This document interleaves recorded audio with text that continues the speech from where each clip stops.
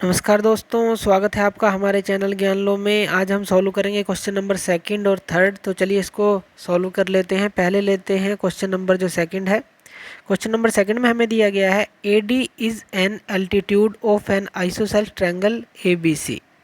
तो यहाँ पर पहले तो हमें इसकी फिगर बनानी पड़ेगी। तो सेकेंड क्वेश्चन ले रहे हैं। तो AD हमें एक अल्टीट्यूड दिया गया है, आइसोसेल्स ट्रायंगल है ABC जिसमें AB AC के बराबर है। यानी कि इस तरह से बना लेते हैं एक ट्रायंगल, आइसोसेल्स ट्रायंगल। यहाँ पर जो है A ले लेते हैं, यहाँ B ले लेते हैं, ये C ले लेते हैं। क्योंकि जो AB है AC के बराबर है तो इसलिए हमने ये इस तरह से बनाई। और जो AD है वो अल्टीट्यूड है, यानी कि A से D, ये जो है हम पॉइंट D ले लेते हैं, अल्टीट्यूड हो जाएगा। इस तरफ भी 90 डिग्री है, इस तरफ भी 90 डिग्री का एंगल है। तो ये हमें दिया गया है। हमें क्या बताना है कि जो AD है वो BC को बाइसेक्ट करता है। जो AD है वो इस BC को, बेस BC को बाइसेक्ट करता है। और दूसरा हमें बताना है AD जो है एंगल A को बाइसेक्ट करता है, यानी कि ये जो एंगल A है, ये जो AD लाइन है, इस एंगल A को भी दो बराबर हिस्सों में बांटती है। तो ये हमें बताना है। तो यहाँ पर हम दो ट्रायंगल ले लेते हैं, ADB ये लेफ़्ट वाली और ADC ये राइट वाली। तो यहाँ पर हमने ट्रायंगल ली ADB और दूसरी ट्रायंगल हमने ली ADC। ये राइट एंगल हमने ट्रायंगल्स ले ली। अब यहाँ पर देखिए AB जो है AC के बराबर है, ये हमें गिवन है। तो AB AC के बराबर है, ये हमने लिख लिया।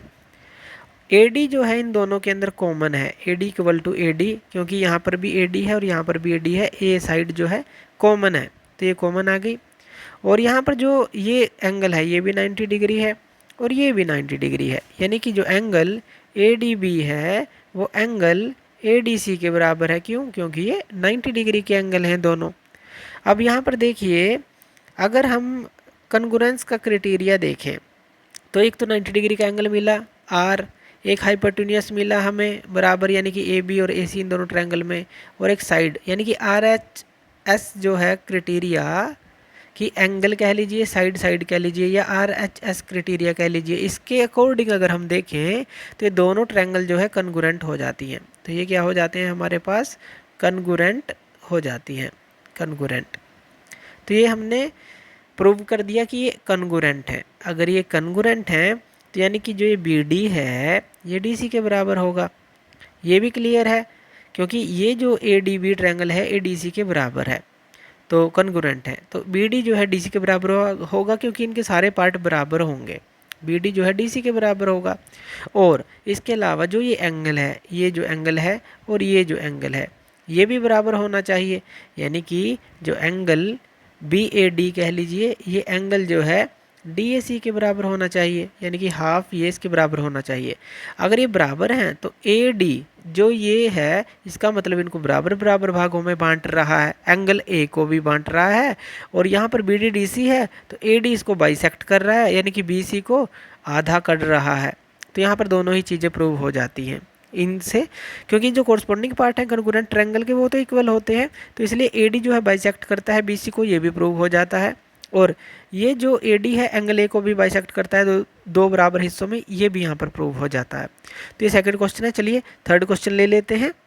थर्ड क्वेश्चन में हमें क्या दिया गया है? थर्ड क्वेश्चन में हमें दिया गया है कि जो दो साइड हैं AB और BC। अब ये ट्रायंगल हमें देखनी है, AB हो गई और जो BC हो गई इस ट्रायंगल की साइड, और मीडियन हो गई AM। मीडियन का मतलब कि ये जो है इनके बीच वाली साइड है, बीच वाली लाइन कह लीजिए, ऑफ वन ट्रायंगल ABC। ये हमें दी गई हैं respectively equal to side PQ QR और मीडियन PN। यानी कि ये कहता है कि जो AB है वो PQ के बराबर है। देखिए ये यहाँ पर सिंबल दिया गया है। AM जो है PN के बराबर है। और इसी तरह से जो यहाँ पर हमें दी गई है BC QR के बराबर है। तो ये चीज़ें हमें दी गई हैं।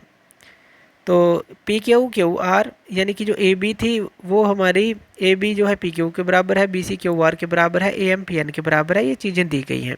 अब हमें क्या बताना है, ये चीज़ और ये चीज़, यानी कि ABM ये वाली ट्रायंगल जो है PQ1 के कन्ग्रुएंट हमें बतानी है। और फिर ABC ये पूरी दूसरे के अंदर पूरी जो ट्रायंगल है इसके कन्ग्रुएंट है, पूरी बड़ी ट्रायंगल के, ये चीज़ें हमें बतानी हैं। तो चलिए इसको सॉल्व कर लेते हैं। जो चीज़ें गिवन है पहले तो वही ले लेते हैं। तो हमें क्या दिया गया है? AB जो है PQ के बराबर दिया गया है, BC जो है QR के बराबर दिया गया है, AM जो है PN के बराबर दिया गया है। ये चीज़ें गिवन है, ये सारी ये क्वेश्चन में ही गिवन है, ये हमने ले लिया। अब यहाँ पर अगर हम यहाँ पर देखें BC जो है QR के बराबर है, ये हमें पता है BC QR के बराबर है। अगर हम दोनों तरफ इसका हाफ कर दें, इस तरफ भी इस तरफ भी, तो कोई फ़र्क नहीं पड़ना चाहिए क्योंकि BC और QR दोनों बराबर हैं। इसका हाफ इसके हाफ के बराबर होगा। लेकिन अगर हाफ हम BC का करते हैं तो वो किसके बराबर है? BM के बराबर, क्योंकि AM जो है मीडियन है। तो इसको हम किसके बराबर लिख सकते हैं? BM के बराबर। इसी तरह से इसको QR का हाफ क्या है? QN के बराबर। तो इसको हम क्या लिख सकते हैं? QN लिख सकते हैं, यानी कि BM जो है QN के बराबर है। इतना हमें पता होना चाहिए। तो चलिए यहाँ पर ट्रायंगल ले लेते हैं अब ABM, और दूसरी ट्रायंगल ले लेते हैं हम PQN। ABM ले ली, PQN ट्रायंगल ले लें। अब यहाँ पर ये हमने इसीलिए निकाला ताकि हम यहाँ पर इसका यूज़ कर सकें। तो यहाँ पर देखिए जो AB है वो PQ के बराबर है, गिवन है क्वेश्चन में, तो हमने AB इक्वल टू PQ लिख दिया। ये हमने निकाल लिया कि BM जो है QN के बराबर होगा। अगर हाफ हाफ कर दें इसका, BC इक्वल टू QR का, BM इक्वल टू QN होगा। और जो AM है वो PN के बराबर है, ये भी गिवन है हमें क्वेश्चन के अंदर ही। देखिए तो ये हमारा, अगर हम देखें यहाँ पर साइड और साइड क्राइटेरिया से ये दोनों कन्ग्रुएंट हो जाती हैं। पहला पार्ट यहाँ पर सोल्व हो जाएगा। दूसरा पार्ट ले लेते हैं। ABC PQR के बराबर है। अब यहाँ पर देखिए जब ये ट्रायंगल कन्ग्रुएंट हैं ABM और PQN, तो ये जो एंगल है ये भी तो बराबर होगा। ये भी ध्यान रखना है क्योंकि ये हमारा बड़ी ट्रायंगल में काम आएगा। तो यहाँ पर ये भी लिख लें कि एंगल B जो है एंगल Q के बराबर होगा अगर ये दोनों ट्रायंगल कन्ग्रुएंट होती हैं। तो चलिए अब ले लेते हैं जो ट्रायंगल है हमारे पास ABC है, और दूसरी ट्रायंगल ले लेते हैं PQR, यानी कि ये बड़ी वाली ट्रायंगल ले लेते हैं। अब यहाँ पर जो जो चीज़ें गिवन है, AB जो है PQ के बराबर है, ये हमने देखा, ये क्वेश्चन में हमें दिया गया था।